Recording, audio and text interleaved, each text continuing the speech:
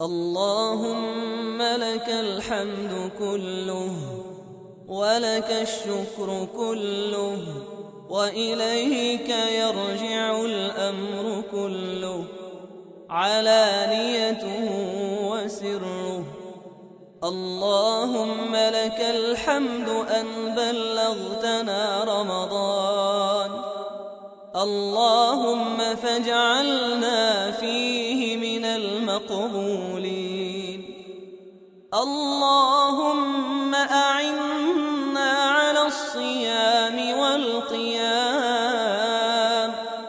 وغض البصر وحفظ اللسان، وجعلنا فيه من عتقائك من النيران. اللهم سلمنا لرمضان، وسلم رمضان لنا، وتسلمه منا متقبلا يا رب العالمين.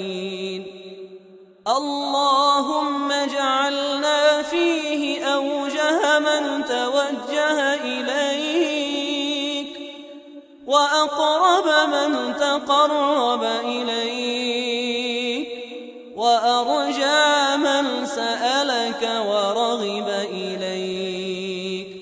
اللهم دلنا في شهرنا على ما يرضيك، وحل بيننا وبين معاصيك،